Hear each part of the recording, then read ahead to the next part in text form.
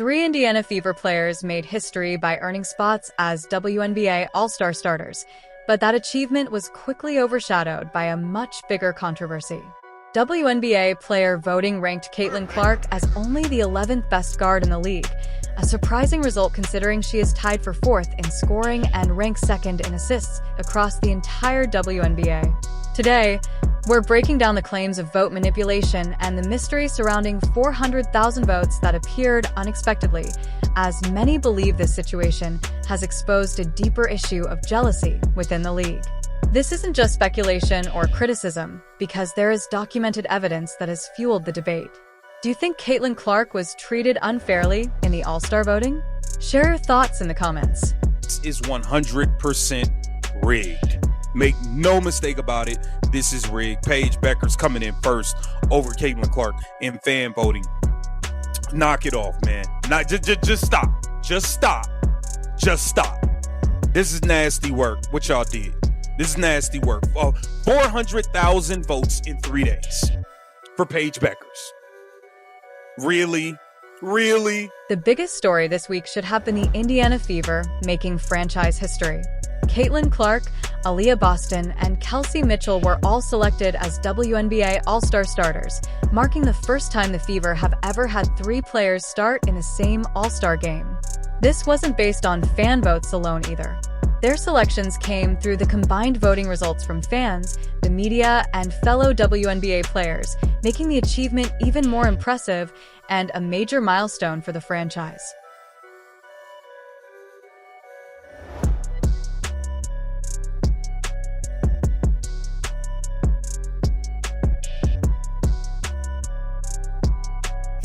Kelsey at the control, scoop shot. Oh yeah!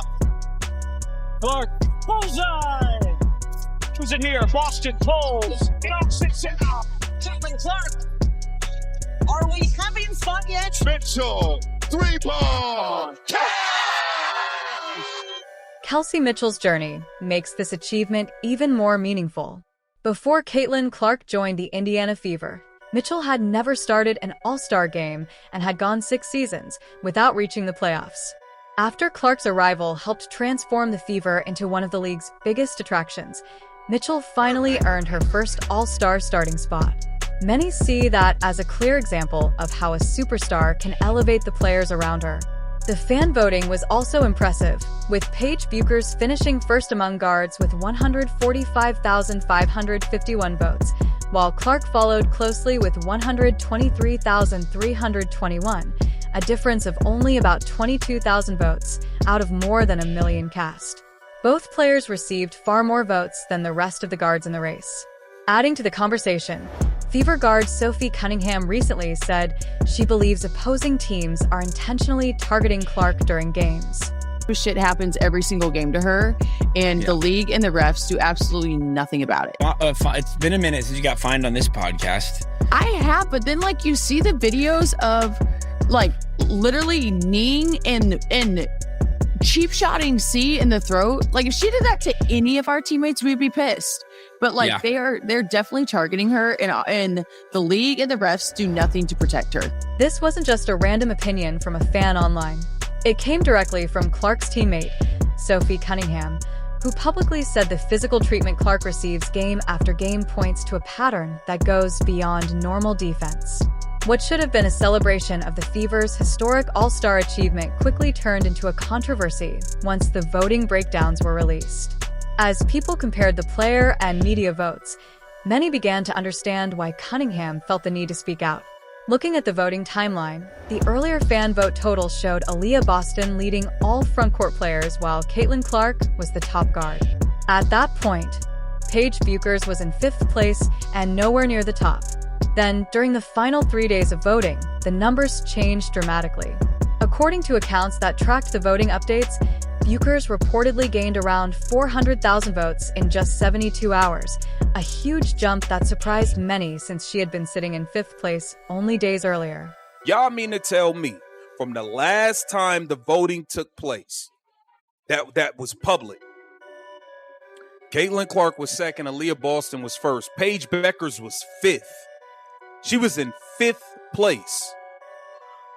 She jumped 400,000 votes in 3 days. Think about what it would actually take to create a jump that large in such a short time.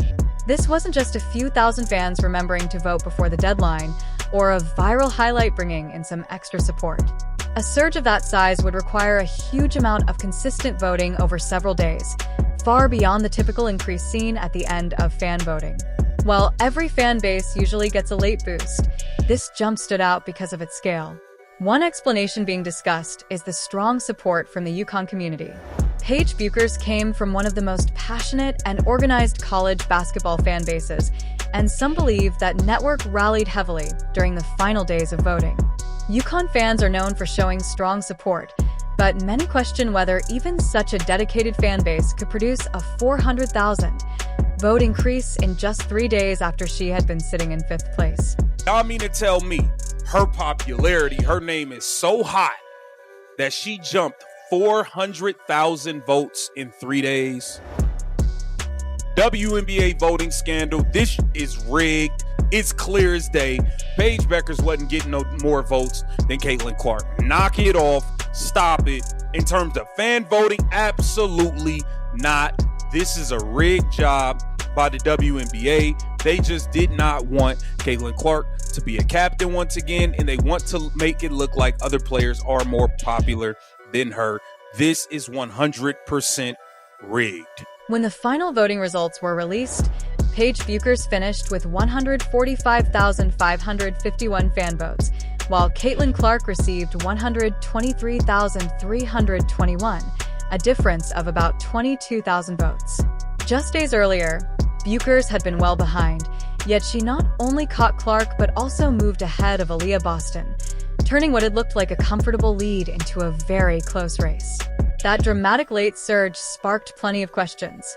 Was it simply a wave of genuine fan support for a rising star, or was it a highly organized push during the final days to move Bueckers into the top spot? Those are the two main explanations being debated, and many find the timing and size of the jump unusual, especially since it involved the only player in position to overtake Clark. While fans often organize voting campaigns for their favorite players, making the fan vote unpredictable, the bigger controversy began when the players submitted their own ballots, creating a result that many believe is much harder to explain. No mistake about it. Make no mistake about it, man. You know, this is what I'm saying. Caitlin is up against a lot. Rigged voting, a 400K voting swing in 3 days. The players claiming she's the 11th best guard. Y'all do realize there hasn't been a single player in the league that averaged 20 points and 8 assists for a month. The biggest shock came when the WNBA released the player voting results.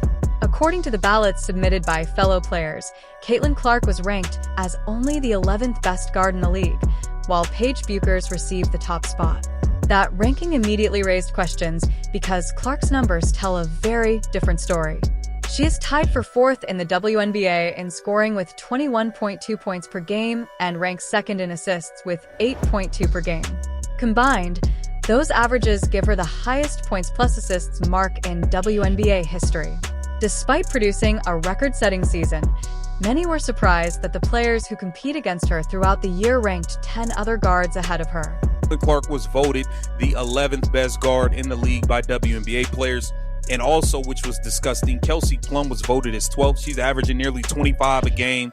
I mean, it's nasty what the WNBA players are doing. The player ranking right here, they got Caitlin Clark at 11. That is beyond disrespectful. These players are haters. 1,000%.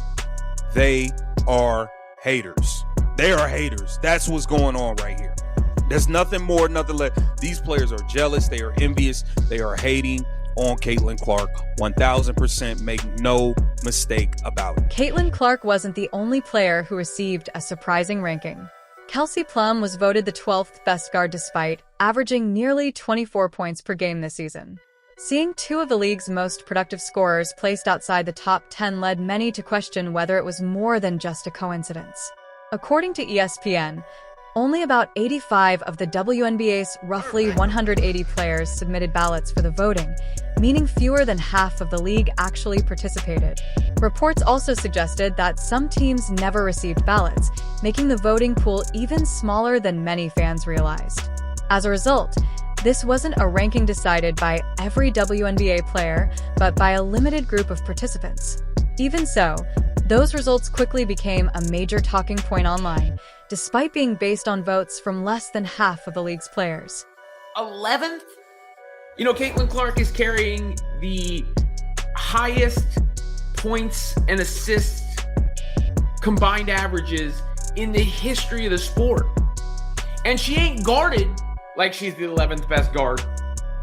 That sure as hell ain't true. The level of defensive attention she is accounted for or has sent her way is second to none.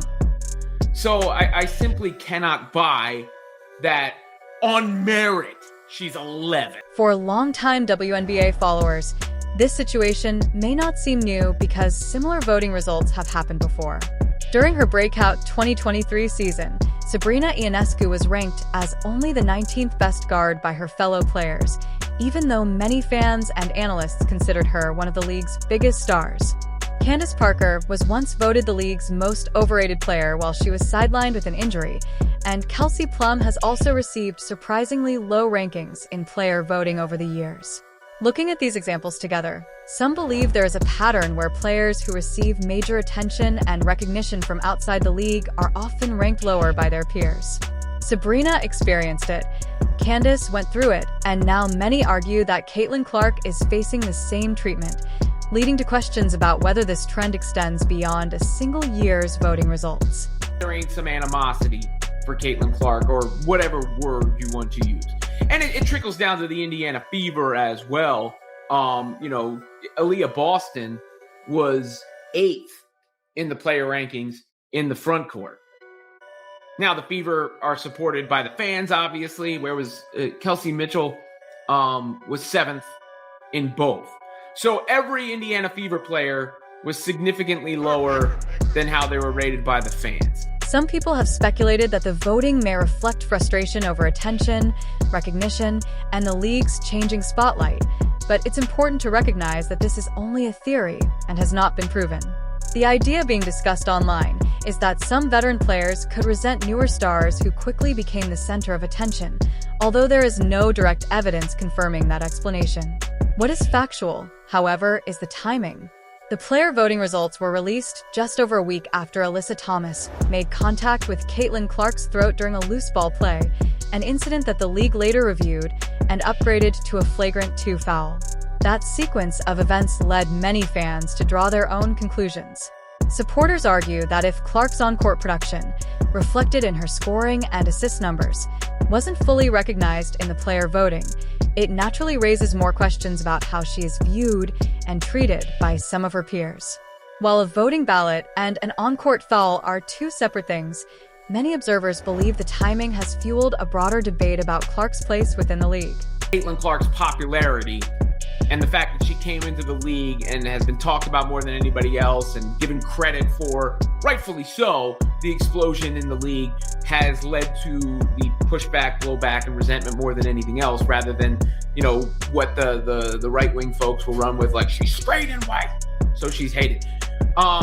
You know, and I still believe that to be the case. You can't tell me with a straight face there's not something to it at this juncture. The Kelsey Plum aspect of it is interesting because she's also straight and white. The voting numbers have raised plenty of questions, but an even bigger one is who benefits from a result like this. Some fans also questioned why the league released the voting breakdown in the way it did, especially after making a major change to the All-Star format this season. Instead of allowing the top vote-getters to serve as team captains and draft their own rosters, the WNBA had legends from previous eras select the teams. Since Caitlin Clark was once again expected to finish among the top vote-getters, the timing of that format change quickly became part of the discussion. It may simply have been a decision connected to the league's plans for this year's event, but others believe the timing is worth examining. The debate hasn't been limited to social media either.